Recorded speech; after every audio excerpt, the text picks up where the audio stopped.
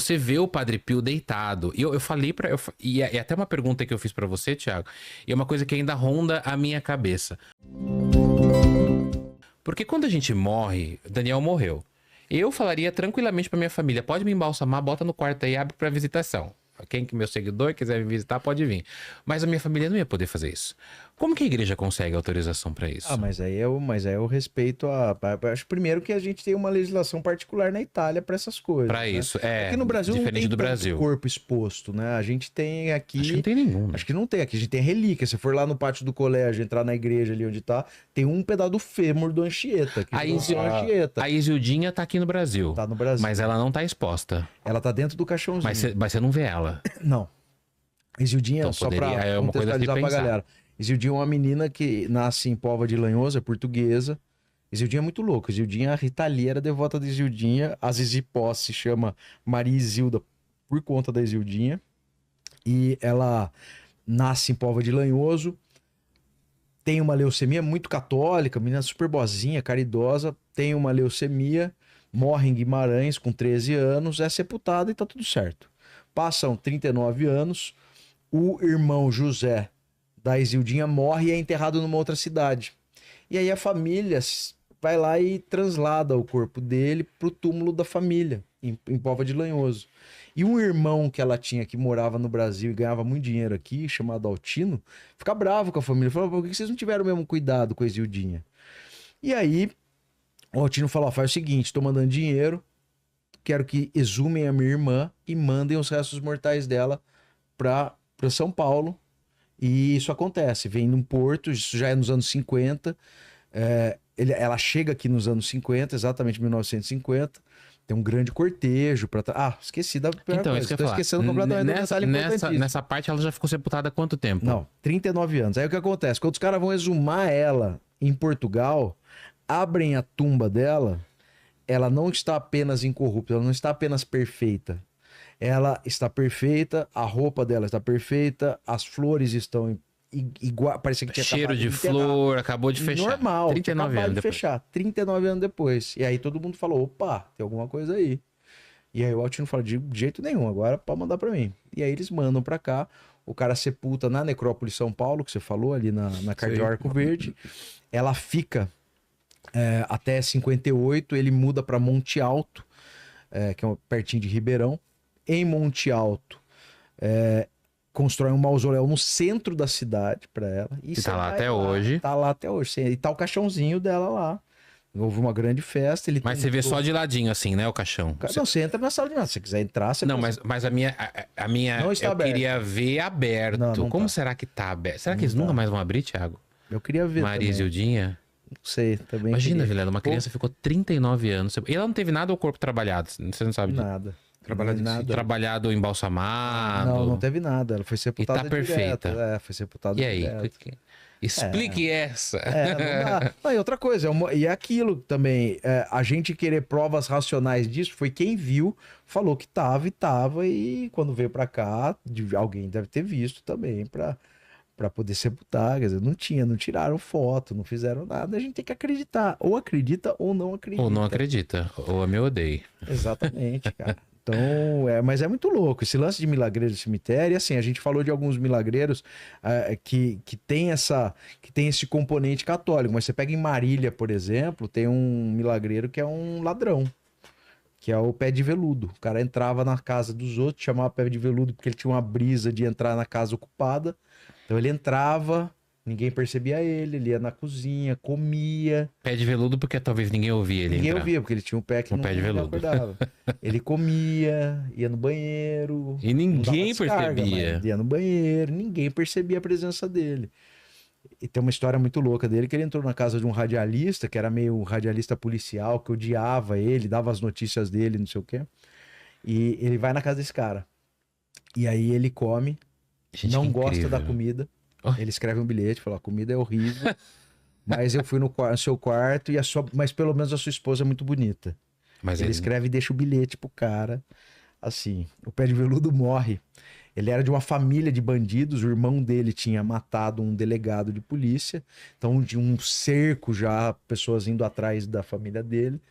E aí, nesse cerco, ele morre junto com o irmão e o resto do bando deles lá.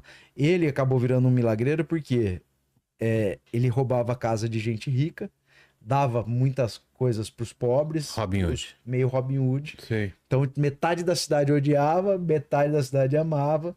Ele acabou virando. Chama Guaraci. Se for pra Marília, for ao cemitério da cidade de Marília, você vai ver o pé de veludo. Pé de veludo. Pé de veludo. Pé de veludo. Ninguém prestava E ele atenção. virou um milagreiro. Virou milagreiro. E a galera vai pedir milagre, vai pedir. Cara, aqui, assim, você fala, tem o ladrão. Tem uma história em São Paulo que eu acho muito bonita agora de um policial, que é o Sargento Barbosa. O Sargento Barbosa era interessante, ele é policial militar, mas ele era carioca, veio com a família muito cedo para São Paulo, morou na zona sul de São Paulo. E o Sargento Barbosa, para adiantar bem assim a história, ele entrou na Rocan, e aí numa operação verão, ele não foi escalado para descer pro litoral. E aí falaram, pode ir embora, amanhã você volta pra assumir aqui no batalhão. Tá bom, ele tava indo, chovendo pra caramba. Ele normalmente ia a pé, mas pegou a carona com um amigo e passando no Tamanduateí, pra quem não sabe, o Tamanduateí é ali perto do mercado municipal, viu um burburinho e uma mulher na beira do rio, ninguém entendia, as pessoas falaram que ela queria se matar, mas ninguém sabia direito, ela se assustou, o volume da água subindo, caindo o mundo, ele de forma muito altruísta, pega as cordinhas dos ambulantes, amarra na cintura e começam a descer ele, e detalhe, ele não sabia nadar. No meio daquela baita correnteza, ele tira ela, entrega a mulher pro cara que tava ajudando ele a tentar resgatá-la, então ele consegue, só que a cordinha estoura, ele cai no rio, morre. Obviamente, encontram ele 2 dias depois, ele de farda, e ele é sepultado. Há uma grande mobilização também pro sepultamento dele, tá lá no mausoléu da Polícia Militar, no cemitério do Araçá. E o que acontece? Esse gesto dele é tão forte, isso foi em 99, não faz um tempo. É tão forte o gesto dele que encaminha um processo de canonização direto dele, sem milagre, pelo sacrifício, pelo martírio, pela troca dele, da própria vida, pela vida de uma pessoa que ele não conhecia. Não conhecia, foi só... Nunca ouviu falar, uma senhora em situação de rua, que ele vai lá e salva ela, entrega a sua própria vida a ele, e esse gesto foi tão marcante que foi submetido a um processo de canonização direto dele, pelo martírio. Tanto que eu não coloco ele na condição de milagreiro do cemitério, porque ele não tem devoto. Ele não tem milagre. Ele tem esse sacrifício que é muito típico dos Mas tá em processo para ser canonizado, não? Tá em processo de canonização direto. Quem eu descobri que viraram santos foram os 3 pastorinhos de Fátima. Eu não sabia que eles tinham virado santos também. Você lembra dessa história dos pastorinhos de Fátima? Como lá que era o nome? Em Nossa Senhora de Fátima? Maria Lúcia, Francisco Marto, Maria Lúcia e a outra eu não vou lembrar. São 3. O Lenny dá uma olhada, ela tem um nome São 3, diferente. são 3. Maria Lúcia, o Francisco. Eu lembro que 2 deles eram irmãos e tinha a terceira. Eu fui pra Fátima, no santuário de Fátima, lá, Nossa Senhora de Fátima, né? É engraçado que essa história, ela tem 2 vertentes. Uns falam que é a aparição mariana, Maria, mãe de Jesus. Jacinta. Jacinta Marto. A Jacinta Marto e o Francisco Marto, eles eram irmãos, e tinha a Maria Lúcia, que era prima, né? Então, tem 2 versões dessa história. Falam que muitos acreditam que era uma aparição mariana, Maria, mãe de Jesus, né? Que apareceu para eles. Mas tem muita gente, inclusive o Edson Boaventura, que é ufólogo, defende que foi uma aparição extraterrestre e não Maria, mãe de Jesus. Mas quando eu fui lá, eu fiquei sabendo que eles foram sepultados dentro da igreja lá em Nossa Senhora de Fátima, lá no Santuário de Fátima. E a história é curiosa, porque eles trabalhavam, né?